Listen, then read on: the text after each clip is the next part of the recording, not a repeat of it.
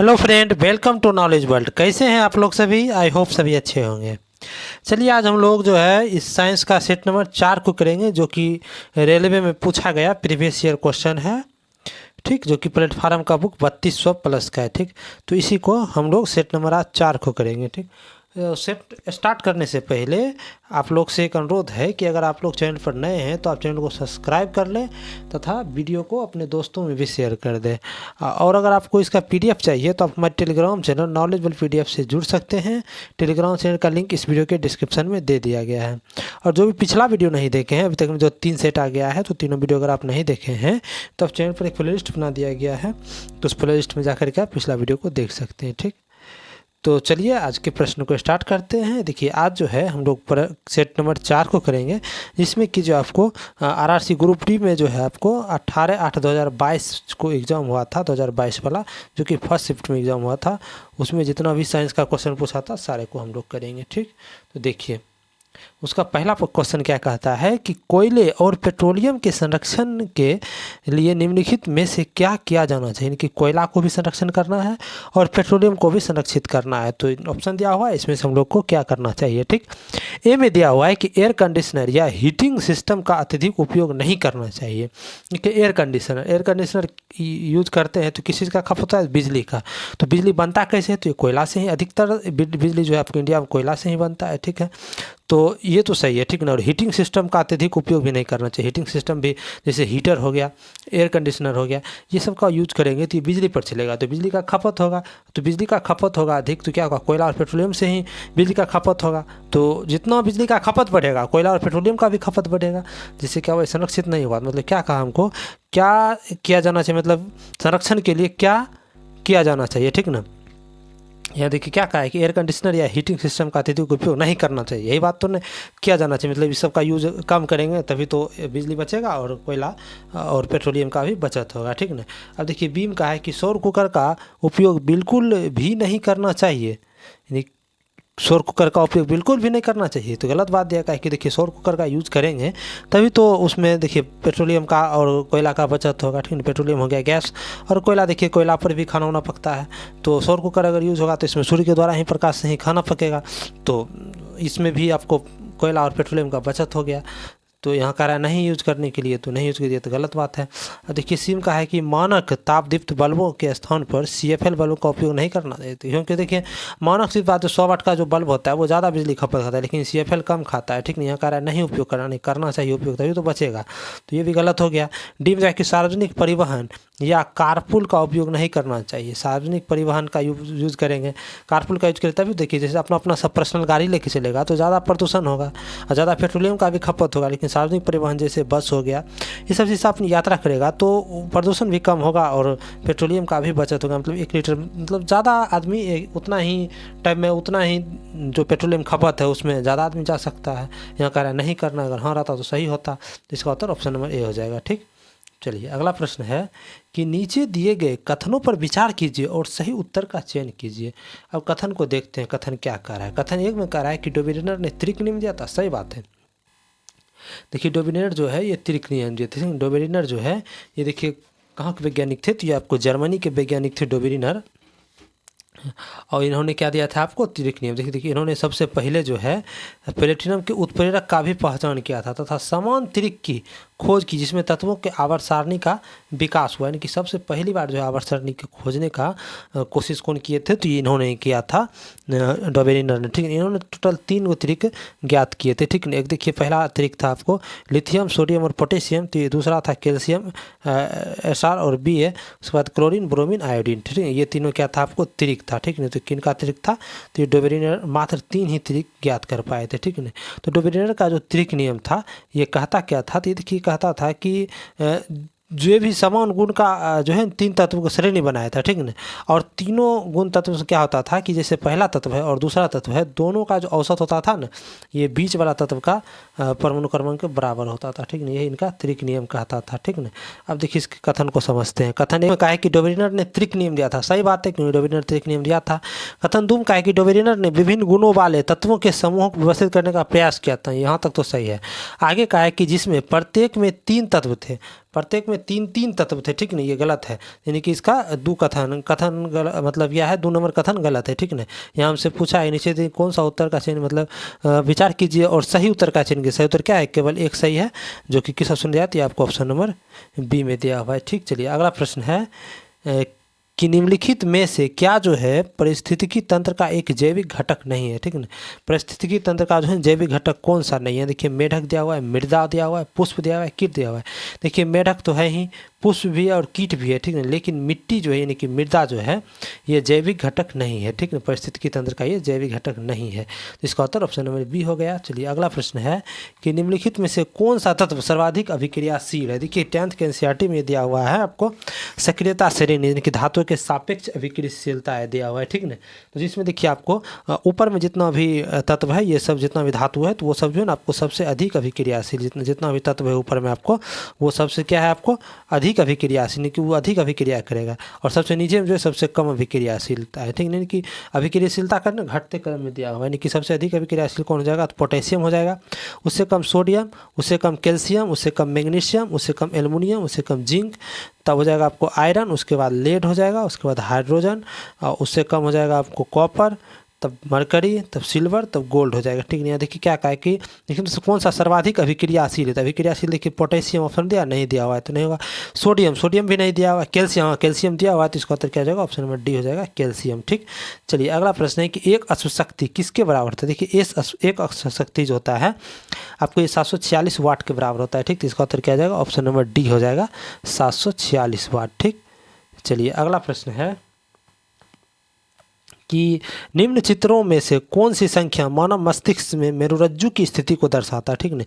ये देखिए मानव का मस्तिष्क का ये दिया हुआ है डायग्राम, ठीक नहीं। ये देखिए आगे ये नोज है और ये देखिए स्कल है, यानी कि ब्रेन का ये टोटल है, ठीक ना। ये 1 नंबर, 2 नंबर, 3 नंबर, 4 नंबरिंग क्या हुआ, इसमें आपको 4 नंबर के बारे में पूछा है कि क्या है, ठीक है। देखिए एनसीईआरटी क्लास 10th में देखिए ये आपको डायग्राम दिया हुआ है, ठीक है। देखिए ये मस्तिष्क से जो 1 नंबर जहाँ पर दिया हुआ था, ये क्या है आपको अग्र मस्तिष्क है, 2 नंबर में पर मस्तिष्क है, और 3 नंबर में आप देख सकते हैं तो ये आपको अनुमस्तिष्क है, ठीक नहीं, यानी कि अब बीच वाला मध्य मस्तिष्क हो जाएगा। और यहाँ 4 नंबर जो दिया हुआ ये क्या है आपको, तो ये आपको मेरुरज्जु है, ठीक नहीं। यहाँ हमको 4 नंबर के बारे में ही पूछा है कि कौन सा है, यानी कि निम्नलिखित में से कौन सा स्थान मस्तिष्क के मेरुरज्जु की स्थिति को दर्शाता है, यानी कि मेरुरज्जु के बारे में पूछा है। तो मेरुरज्जु कौन है, तो ये 4 नंबर वाला है, ठीक नहीं। तो ये किस ऑप्शन में दिया हुआ है, 4, तो ऑप्शन नंबर डी में दिया हुआ है, तो इसका उत्तर ऑप्शन नंबर डी हो जाएगा, ठीक है। अगर पूछेगा आपको कि मेरुरज्जु की संख्या कितना होता है मनुष्य में, तो 33 होता है, ठीक। चलिए अगला प्रश्न है कि निम्नलिखित चित्र में से प्रदर्शित बिंदु ए और बी के मध्य तुल्य प्रतिरोध ज्ञात कीजिए, ठीक है। यानी कि बिंदु ए और बिंदु बी के बीच जो है ना आपको समतुल्य प्रतिरोध क्या होगा, ठीक ना। सबसे पहले देखते हैं कि ये प्रतिरोध जो है कैसा क्रम में संयोजन है, ठीक। देखिए सबसे पहला देखिए 3 ओम, ये 3 ओम जो ऊपर वाला दोनों है, देखिए इसको हम लोग ऐसे संयोजित भी कर सकते हैं। देखिए पहला हो गया 3 ओम का, ये हो गया आपको दूसरा 3 ओम का, ठीक। अब देखिए एक और नीचे है आपको 3 ओम का, ठीक। और ये आपको एक बैटरी के साथ जुड़ा हुआ है, ठीक है, बैटरी के साथ जुड़ा हुआ है, ठीक है। तो यहाँ देखिए आपको, यहाँ आप देख सकते हैं कि ये पहला वाला जो है ये 3 ओम, ये दूसरा 3 ओम, ये दोनों आपको श्रेणी क्रम हो गया, ठीक। इस दोनों को जब हम संयोजित करेंगे तो दोनों मिला करके एक बन जाएगा, ठीक। दोनों मिला के जैसे एक बन गया, इसको आप भूल जाइए दोनों को, ठीक। तो एक बन गया, तो ये और ये देखिए आप ये दोनों समांतर क्रम में हो गया। आप दोनों का हम संयोजन करते हैं, ये 3 और ये 3 है, आपको कितना हो गया 6, क्योंकि श्रेणी क्रम में डायरेक्ट होता है समतुल्य प्रतिरोध R1 + R2, तो श्रेणी क्रम में है तो ये 3 3 6 हो गया, यानी कि टोटल ये हो गया आपको 6 ओम का और नीचे वाला 3 ओम का है, ठीक ना। और दोनों क्या है आपको किस क्रम में है, तो दोनों अब ये देखिए समांतर क्रम हो गया। समांतर क्रम में जो संयोजन होता है वो होता है 1/R1, यानी 1/R16 प्लस 1/R2, तो 1/3 हो जाएगा, ठीक ना। इसका एलसीएम 6 हो जाएगा और जिसमें कि 1 और प्लस 2 हो जाएगा, यानी कि 2 हो जाएगा। यानी कि अब देखिए ऊपर में क्या है 1 + 2 है, 1 + 2 यानी कि 3/6 हो जाएगा, ठीक ना। 3/6 हो जाएगा। तो जो कितना हुआ तो 1/r बराबर क्या हो जाएगा, आर समतुल्य बराबर 3/6 हो जाएगा। देखिए 3 से ये 2 बार में कटेगा तो यानी कि 1/2 हो गया, आर समतुल्य 1/r का, तो आर समतुल्य क्या हो जाएगा आपको 2 ओम हो जाएगा। किस ऑप्शन में दिया है, तो आपको ऑप्शन नंबर बी में दिया हुआ है, तो इसका उत्तर ऑप्शन नंबर बी हो जाएगा। ठीक, चलिए अगला प्रश्न है कि पौधों में अवशिष्ट पदार्थ के रूप में ऑक्सीजन कब और कैसे उत्सर्जित होता है। देखिए पौधों में जब प्रकाश संश्लेषण होता है तो उसमें अवशिष्ट पदार्थ के रूप में जो है ना आपको ऑक्सीजन उत्सर्जित होता है। ठीक है, देखिए किस ऑप्शन में दिया हुआ है, आपको ऑप्शन नंबर बी में दिया हुआ है कि दिन के समय में प्रकाश संश्लेषण के द्वारा जो है ना ऑक्सीजन जो है आपको अवशिष्ट पदार्थ के रूप में निकलता है, ठीक, उत्सर्जित होता है। ठीक, चलिए अगला प्रश्न है कि एक वस्तु को एक अवतल लेंस के मुख्य फोकस पर रखा गया है, इनमें से कौन सा विकल्प निर्मित प्रतिबिंब के अभिलक्षणों को निरूपित करता है। ठीक ना, देखिए अवतल दर्पण में कहीं पर भी वस्तु रखा हुआ है उसमें प्रतिबिंब जो है ना हमेशा आपको आभासी और छोटा ही बनता है। ठीक ना, तो आभासी और छोटा यानी कि आभासी और छोटा किस में दिया हुआ है, देखिए यहाँ आपको कहाँ पर रखा है, फोकस में। फोकस पर जब बनेगा तो वो अत्यधिक छोटा बनेगा। ठीक ना, आभासी तो बनेगा ही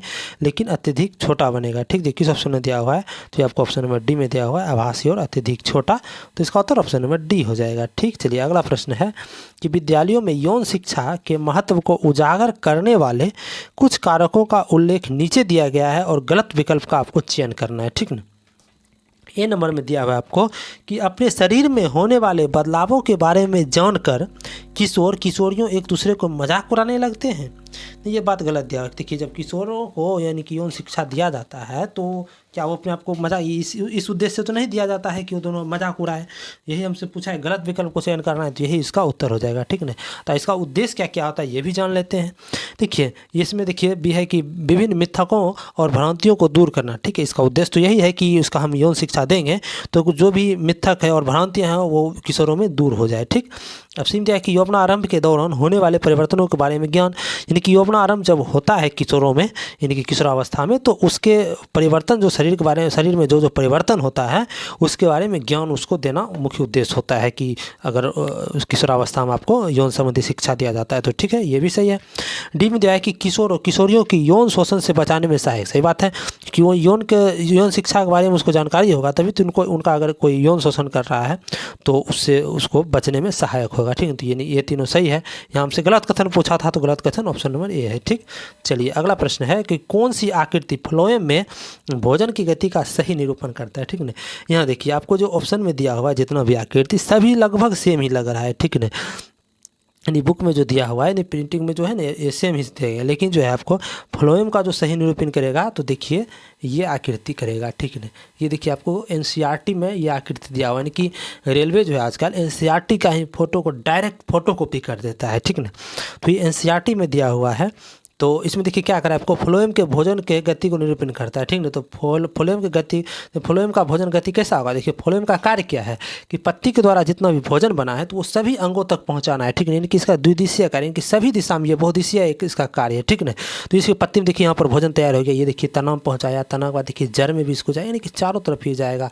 चाहे ये पत्ती से फिर देखिए तना आ गया, फिर पत्ती को भी इसको पहुँचाना होगा भोजन। ठीक है, तो ऐसा होगा। ठीक है, ये वाला फोटो है जो वही सही होगा। ठीक है, तो यहाँ तो स्पष्ट है नहीं कि कौन फोटो है, तो इसका आंसर क्या मारेंगे। अगर ऐसा क्वेश्चन आए तो आपको ये ध्यान में रखना है कि ऐसा फोटो इसका सही उत्तर होगा। ठीक, चलिए अगला प्रश्न को देखते हैं। और देखिए ध्यान में रखिए कि ये जो है आपको एनसीईआरटी का फोटो वाला क्वेश्चन है। ठीक है, अगर आप लोग कहिएगा तो हम जो जितना भी एनसीईआरटी में अभी तक फोटो वाला क्वेश्चन है पूछा है रेलवे में, सभी को एक जगह संकलित करके एक वीडियो में बना देंगे। ठीक, तो आप लोग कमेंट बॉक्स में ये बात बताएं। ठीक, तो चलिए अगला प्रश्न को देखते हैं। अगला प्रश्न है कि निम्न में से कौन सा हेक्सेन का संभावित समावयव नहीं है। ठीक है, हेक्सेन का जो है संभावित समावयव कौन नहीं है। ठीक है, तो नहीं है तो ये आपको 2 एथिल पेंटेन जो है ये हेक्सेन का जो है ना ये समावयव नहीं है, लेकिन जो आपको संभावित समावयव है वो कौन कौन है, तो वो देखिए 2 मेथिल पेंटेन है, उसके बाद देखिए 3 मेथिल पेंटेन है, उसके बाद 2 डायमेथिल ब्यूटेन है। ठीक है, तो इसका ये अवयव नहीं पूछा है तो इसका उत्तर ऑप्शन नंबर बी हो जाएगा। ठीक है, चलिए अगला प्रश्न है कि सहसंयोजी यौगिक समानता निम्न में से कौन सा गुणधर्म प्रदर्शित नहीं करता है। ठीक है, यानी कि सहसंयोजिक यौगिक है। ठीक, ये में दिया हुआ है कि ये विद्युत और ऊष्मा के कुचालक होते हैं। सही बात है कि सहसंयोजी यौगिक जितना भी है वो सब क्या होता है आपको विद्युत का ऊष्मा का कुचालक होता है। ठीक है, ये सही है। 2 में दिया हुआ है कि बी में दिया हुआ है कि ये इलेक्ट्रॉन के साझेदारी से बनते सहसंयोजी यौगिक ही है, तो ये इलेक्ट्रॉन के साझेदारी से तो बनेगा ही, तो ये भी सही है। ठीक, तो ये भी सही है। बी नंबर भी सही हो गया। अब देखिए सी नंबर में दिया है कि ये समानता आयन नहीं बनाते हैं, यानी कि आयन नहीं बनाते हैं, ये भी सही है, ठीक है। डी में दिया हुआ है आपको ये कार्बनिक विलायक में विलय नहीं होते हैं, यही गलत दिया हुआ है, ठीक है। गुणधर्मों को प्रदर्शित यह नहीं करता, कार्बनिक विलय में जो है ना आपको विलय होता है, यहाँ दिया आपको नहीं विलय दिया हुआ है, तो ये गलत हो गया। तो इसका उत्तर ऑप्शन नंबर डी हो गया, ठीक। चलिए अगला प्रश्न है कि डोबरेनर के त्रिक की उपलब्धि क्या है। देखिए एक ही शिफ्ट में देखिए डोबरेनर से संबंधित दो क्वेश्चन पूछ दिया है, यानी कि आवर्त सारणी से डोबरेनर से संबंधित, ठीक। इस प्रश्न को देखते हैं, डोबरेनर के त्रिक की उपलब्धि क्या थी। त्रिक की उपलब्धि क्या थी, सारा ऑप्शन को देखते हैं तो समझ में आएगा। ऑप्शन नंबर ए में दिया हुआ है कि अणुओं की परमाणुकता का अध्ययन करने का पहला प्रयास किया था। बी दिया है कि तत्वों के गुणधर्मों को परमाणु द्रव्यों के साथ जोड़ने का पहला प्रयास किया था। सी दिया है कि तत्वों के रंग का अध्ययन करने का पहला प्रयास किया गया था। डी दिया है कि परमाणु के आकार का अध्ययन करने का पहला प्रयास किया गया था। पहला प्रयास तो ये किए थे, जो किस चीज़ का किए थे, ये तत्वों के गुणधर्म के परमाणु द्रव्यमान के साथ जोड़ने का पहला प्रयास किए थे। इसका उत्तर ऑप्शन नंबर बी हो जाएगा, ठीक। चलिए अगला प्रश्न है कि दो माध्यमों को पृथक करने वाले इंटरफेरेंस पर आपतित एक की प्रकाश किरण की मार्ग नीचे दिए गए चित्रों में दर्शाया गया है और माध्यम बी के सापेक्ष माध्यम ए का अपवर्तन के बारे में बताना है आपको, ठीक ना।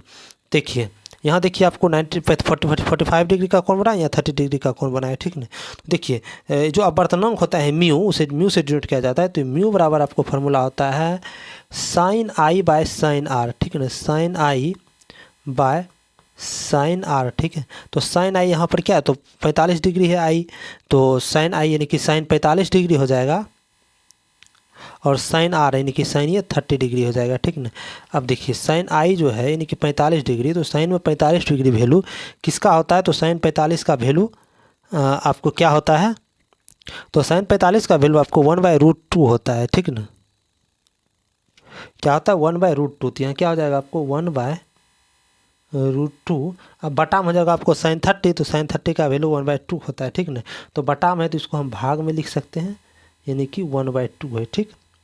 अब देखिए इसको हम कैसे लिख सकते हैं, तो 1/√2 गुना को 2 लिख सकते हैं, यानी कि 2/√2 हो जाएगा इसको उत्तर। तो देखिए 2/√2 किसी भी ऑप्शन में नहीं दिया हुआ है, तो हम कैसे इसको लिखेंगे, तो देखिए इसको कैसे लिखना होगा, तो देखिए 1/√2 है, आप 2 को क्या लिख सकते हैं, तो 2 को आप √2 गुना √2 तो लिख सकते हैं। तो यहाँ से क्या हो जाएगा 1√2 और 1√2 कट जाएगा, तो बचेगा सिर्फ √2 ही, जो कि किस ऑप्शन में दिया है, तो आपको ऑप्शन नंबर डी में दिया है, तो इसका उत्तर ऑप्शन नंबर डी हो जाएगा, ठीक।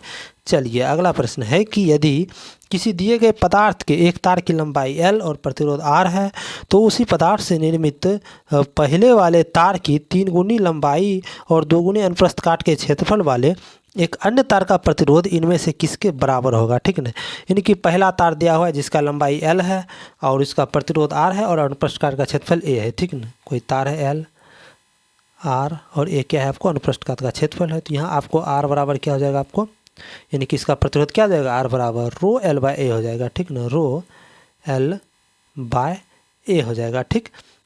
तो अब आगे क्या कहा है कि पहले वाले तार की 3 गुनी लंबाई, यानी कि अब लंबाई क्या हो जाएगा आपको 3L और 2 गुना अनुप्रस्थ काट क्षेत्रफल, ठीक ना। तो अनुप्रस्थ काट क्षेत्रफल आपको 2A हो जाएगा।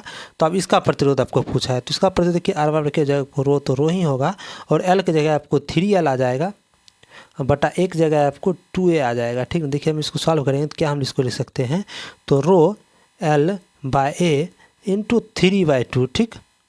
अब देखिए ρL/A जो है ये क्या है आपको R का वैल्यू है 3, इसको हम क्या लिख सकते हैं R इंटू 3/2। तो किस ऑप्शन में दिया हुआ है, तो आपको ऑप्शन नंबर बी में दिया हुआ है और इसका उत्तर क्या हो जाएगा, ऑप्शन नंबर बी हो जाएगा, ठीक। चलिए अगला प्रश्न है कि निम्नलिखित कथनों में से सत्य कथन कौन सा है, ठीक। एक में दिया हुआ है कि किसी लेंस के लिए पहला मुख्य फोकस उस वस्तु की स्थिति जिस पर प्रतिबिंब अनंत पर है। 2 में दिया हुआ है कि किसी लेंस के लिए पहला मुख्य फोकस उस वस्तु पर स्थित है जिसका प्रतिबिंब फोकस दूरी की दुगुनी पर बनती है। 3 में दिया हुआ है कि किसी लेंस के लिए दूसरा मुख्य फोकस उस प्रतिबिंब की स्थिति है जिसकी वस्तु जो है अनंत पर स्थित है। 4 में दिया हुआ है कि किसी लेंस के लिए दूसरा मुख्य फोकस उस वस्तु की स्थिति है जिसका प्रतिबिंब फोकस दूरी की दुगुनी पर बनती है। देखिए कोई भी लेंस जो है उसमें फोकस दूरी जो है ना आपको दुग होता है, क्योंकि देखिए ये दुग जो है ना आपको गोला का कटा हुआ भाग होता है, ठीक। तो इसमें दुग फोकस होता है, तो इसमें हमसे सही कथन को पूछा है, ठीक ना।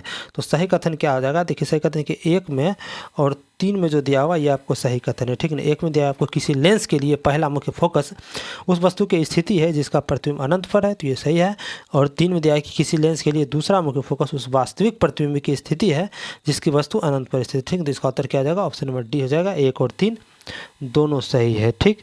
चलिए अगला प्रश्न है कि निम्नलिखित में से कौन सा कथन सही है, हमको सही कथन को चुनना है। तो देखिए पहला कथन का है कि चुंबकीय क्षेत्र की प्रबलता क्षण चुंबक के केंद्र में सर्वाधिक प्रबल होती है। 2 में कहा है कि कोई भी 2 चुंबकीय बल रेखाएं जो है ये प्रतिच्छेद नहीं करती है, प्रतिच्छेद नहीं करती है, बात सही है, क्योंकि देखिए प्रतिच्छेद अगर करेगा तो वहाँ पर दूर दिशा प्रदर्शित हो जाएगा, तो ये सही है 2 नंबर। 3 में कहा है कि चुंबकीय बल रेखाएं बंद सतत वक्र निर्मित करती है, सही बात है कि वो जो है आपको बंद सतत निर्मित करती है। अब 1 में दिया है कि चुंबकीय क्षेत्र की प्रबलता क्षण चुंबक के केंद्र में सर्वाधिक प्रबलता, नहीं केंद्र पर नहीं ध्रुव पर सर्वाधिक प्रबलता, यानी कि 1 गलत है, 2 और 3 सही है, ठीक है। हमको सही कथन नहीं पूछा है, तो 2 और 3 सही है, तो किस ऑप्शन दिया है, आपको ऑप्शन नंबर डी में दिया हुआ है, तो इसका उत्तर ऑप्शन नंबर डी हो जाएगा, ठीक। चलिए अगला प्रश्न है कि एक लड़का एक लेंस का उपयोग करके एक दूरस्थ वस्तु का एक स्पष्ट प्रतिबिंब एक पर्दे पर फोकस करता है, तो लेंस और पर्दे के बीच की दूरी के लगभग कितना, स्पष्ट प्रतिबिंब क्या है कि दूरस्थ वस्तु ने क्या हुआ कि अनंत पर वस्तु है, ठीक ना, और उसका प्रतिबिंब पर्दे पर पा लिया है, तो अनंत पर जो प्रतिबिंब है उसका जो है आपको अनंत पर जो वस्तु है उसका प्रतिबिंब कहाँ पर बनता है, तो फोकस पर बनता है, यानी कि वो एफ के बराबर हो जाएगा, यानी कि पर्दा और लेंस के बीच की दूरी क्या हो जाएगा, एफ के बराबर हो जाएगा, इसका उत्तर ऑप्शन नंबर बी हो जाएगा, ठीक है ना। चलिए अगला प्रश्न है कि नीचे दी गई तालिका पौधों और जंतुओं की संरचना और कार्य के व्यवहार के बीच अंतर को दर्शाता है, तो कौन सा विकल्प जो गलत दर्शाता है। 1 में दिया हुआ है कि अचल रहती है, पौधा के बारे में कहा है कि अचल रहती है, और प्राणी के बारे में कहा है कि ये भोजन साथी और आश्रय की तलाश में भटकते रहते हैं, सही बात है। देखिए पौधे जो अचल रहते हैं कि वो चलता नहीं, एक जगह स्थिर रहता है। अब प्राणी क्या होता है, भोजन हो गया, साथी हो गया और आश्रय की तलाश में भटकते रहता है, ये भी सही है। दूम का है कि आपको अधिकांश उत्तक मृत होते हैं, इनकी पौधा का जो अधिकांश उत्तक होता है मृत होता है, सही बात है। देखेंगे आप चमड़ा के ऊपर भी देखेंगे, स्किन ऊपर क्या, तो मृत ही ज़्यादा, अधिकतर पौधे मृत ही होता है, ठीक ना। अब प्राणी के बारे में कहा है कि अधिकांश उत्तक जीवित होते हैं, सही बात है। प्राणी को तो सभी लगभग जीवित ही होते हैं, मृत उत्तक तो बहुत ही कम होता है। अब 3 में दिखा हुआ है कि कम ऊर्जा की आवश्यकता होती है, क्यों इसी को तो कम ऊर्जा की आवश्यकता तो होती है पौधा को, क्योंकि देखिए आपको ये चलता उलता नहीं, इसको एक्स्ट्रा काम करने के लिए तो होता नहीं है, तो ये कम ऊर्जा की आवश्यकता होती है, सही है। प्राणी के बारे में कहा है कि अधिक ऊर्जा की आवश्यकता होती है, सही बात है, ये तो इसको अधिक ऊर्जा होगा ही आवश्यकता। 4 में कहा है कि पौधे के बारे में कि इनके केवल कुछ ही भाग बढ़ते हैं, नहीं पौधे का केवल कुछ ही भाग कैसे बढ़ेगा, तो इसका सारो समुचित विकास न होता है, तो ये तो गलत दिया हुआ है। प्राणी इनके केवल कुछ ही भाग बढ़ते हैं, प्राणी का भी सभी भाग बढ़ता है, तो ये नहीं 4 नंबर गलत दिया हुआ है। 4 नंबर देखिए किस ऑप्शन में जाती है, आपको ऑप्शन नंबर ए में दिया हुआ है, तो इसका उत्तर आपको ऑप्शन नंबर ए हो जाएगा, ठीक। चलिए अगला प्रश्न को देखते हैं। अगला प्रश्न है कि कथन ए और कथन 2 को समझिए, ठीक। कथन ए और कथन 2 को समझने से पहले हम ऑक्सीकरण और अपकरण को समझते हैं। देखिए ऑक्सीकरण क्या कहते हैं, देखिए ऑक्सीकरण में क्या होता है कि इसमें ऑक्सीजन की संख्या में वृद्धि तथा हाइड्रोजन की संख्या में कमी होती है, या तो ऑक्सीकरण में क्या होता है आपको इलेक्ट्रॉन का त्याग होता है, ठीक है ना। अब देखिए अवकरण में क्या होता है, इसमें ऑक्सीजन की संख्या में कमी और हाइड्रोजन की संख्या में वृद्धि होती है और इलेक्ट्रॉन ग्रहण किया जाता है, ठीक है। अब कथन को पढ़ते हैं। कथन ए में कहा है, यानी 1 में कहा है कि यदि कोई पदार्थ किसी अभिक्रिया के दौरान ऑक्सीजन को त्याग करता है तो उसे अपचयित हुआ कहा जाता है, कि ऑक्सीजन का वो त्याग किया है, ठीक ना। अवकरण होगा, अवकरण को ही अपचयन भी कहा जाता है, तो सही है, ठीक है। दूम का है कि यदि कोई पदार्थ किसी अभिक्रिया के दौरान हाइड्रोजन ग्रहण करता है, यानी कि हाइड्रोजन को वो ग्रहण किया है, तब भी अपचयित कहलाएगा। देखिए आप ऑक्सीजन को भी त्याग किया है, ऑक्सीजन को भी संख्या को त्याग किया है और हाइड्रोजन को क्या क्या ग्रहण किया है, फिर भी ये क्या कराएगा आपको, तो ये आपको अपचयित ही कहलाएगा, यानी कि अवकरण ही कहलाएगा, ठीक। यानी कि दोनों कथन सही है, 1 और 2 दोनों सही है। तो ये किस ऑप्शन में दिया है, तो ये आपको ऑप्शन नंबर ए में दिया हुआ है, तो इसका उत्तर ऑप्शन नंबर ए हो जाएगा, ठीक। चलिए अगला प्रश्न है कि ब्लीचिंग पाउडर बनाने में शामिल सही रासायनिक अभिक्रिया की पहचान करें।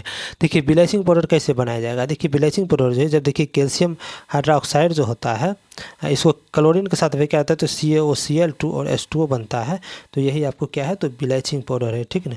तो ये किस ऑप्शन में दिया हुआ है, तो ये आपको ऑप्शन नंबर डी में दिया हुआ है, तो इसका उत्तर ऑप्शन नंबर डी हो जाएगा, ठीक। चलिए अगला प्रश्न है कि निम्नलिखित में से कौन सा प्रजनन करने के लिए बीजाणुओं का उपयोग करता है, यानी कि प्रजनन करने के लिए जो वो बीजाणु का उपयोग करता है वो आपको फर्न है, ठीक। तो इसका उत्तर ऑप्शन नंबर ए हो गया।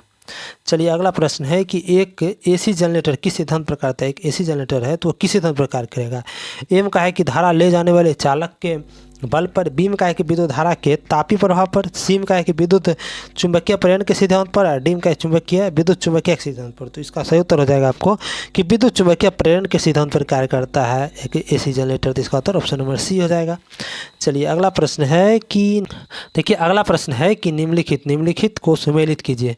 ए सारणी में कुछ दिया हुआ है और बी में भी कुछ दिया। ए में दिया हुआ है आपको पहला कि लाल पत्ता गोभी। देखिए लाल पत्ता गोभी क्या है, तो ये लाल पत्ता गोभी जो है आपको ये प्राकृतिक अम्ल क्षारक सूचक है, ठीक नहीं। ये क्या है आपको, ये अम्ल क्षारक सूचक है, लेकिन ये प्राकृतिक रूप में पाया जाता है, ठीक ना।